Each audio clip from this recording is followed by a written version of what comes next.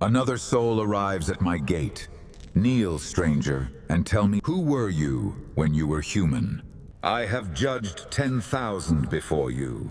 Speak, and let me hear the truth in your bones.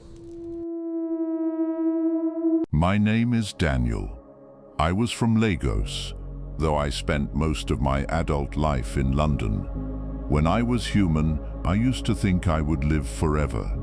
Not in a poetic way, not in a spiritual way. I mean, I genuinely, in my bones, believed that death was something that happened to other people. To the weak, to the unlucky, to the ones who hadn't figured it out yet. I had figured it out, or so I thought. I owned a store, a good store.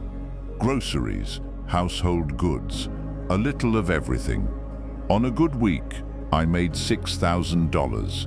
On a slow week, still 4,200. More than enough. More than most people I knew would ever see in a month. But enough, that word never lived in my house. The word I used was almost. Almost enough. Almost there. Almost, I told myself, I was building something. A legacy. Security. A future. But the truth? I was building a number, and the number had no ceiling. I remember a Tuesday. A man walked into my store. He was thin. His shoes were worn through at the sole. He moved quietly, the way people move when they are trying not to take up too much space in the world. He walked the aisles carefully, picked up bread, beans, rice, a small tin of sardines. He brought everything to my counter and laid it out like he was presenting something precious. Total, $121. He reached into his pocket, counted every note, every coin, laid it all on the counter. $120. He looked up at me. "Sir, I am $1 short.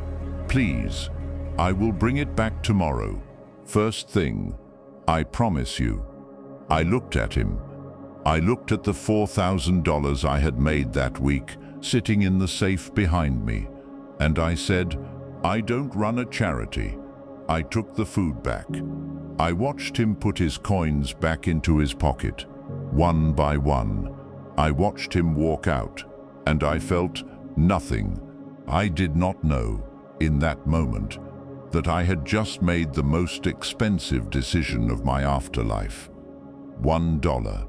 3 weeks later, a man was shopping in my store.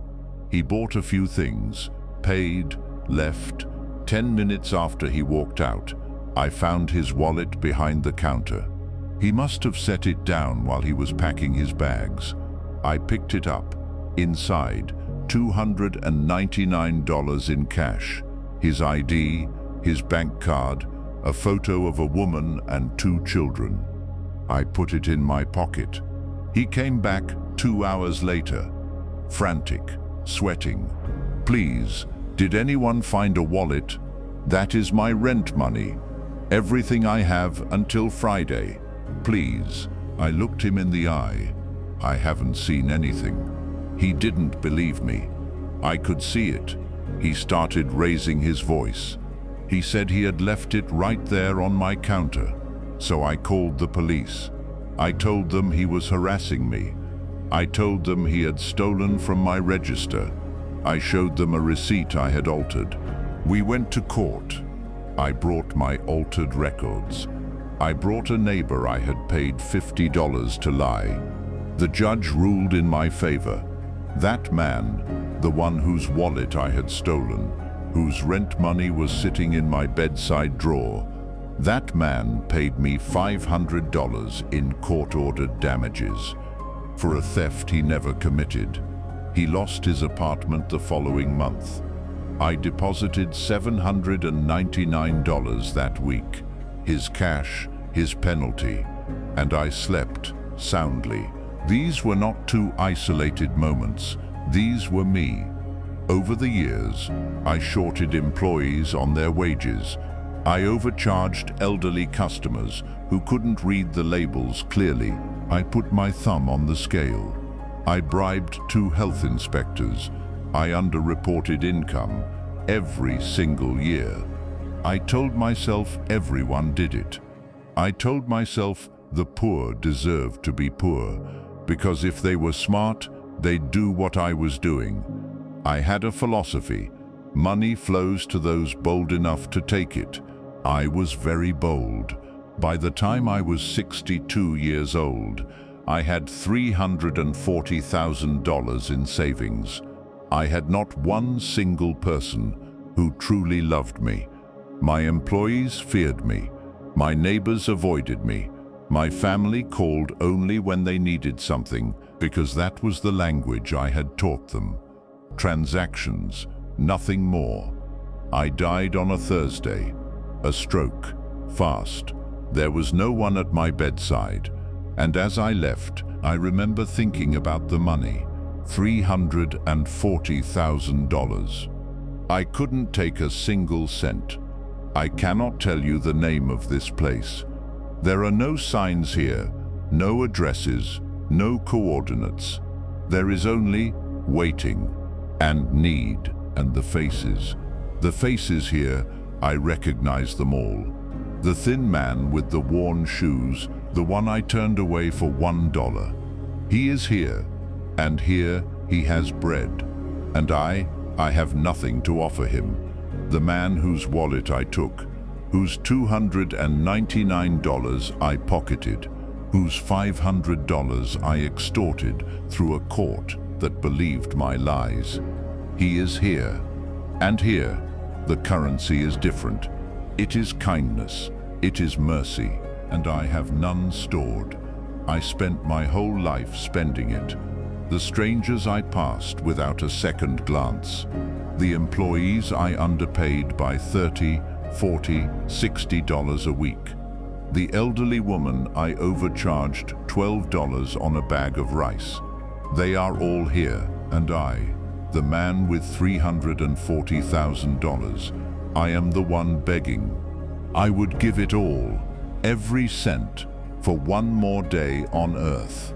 Not to make more money, to give it back, to walk back into my store on that Tuesday and slide that bread across the counter and say, "Keep your 120, today is on me." To find that man and hand him back his $299 and say, "I'm sorry, I was afraid of not having enough. I always had enough, but I cannot." You are still there. On the other side of this voice, you are still alive. You still have a store, or a job, or a wallet, or simply 2 hands and a choice. Someone will come to your counter today, maybe not for $121, maybe just for a kind word, maybe just for you to hold the door open, maybe just for you to not look away. And you will have a choice, the same choice I had. I had $340,000, and right now I am the poorest man in every room I enter. What kind of life are you living now that you have the chance to live it? Because I cannot go back. But you still can. It costs nothing to be good to people, though it may cost money and love. But it costs you everything if you don't treat people like yourself. It may cost your life too, just like me. You had $340,000, and you arrive before me with empty hands and a debt no court can calculate. Rise, go to your empty room, and wait till your fire is red.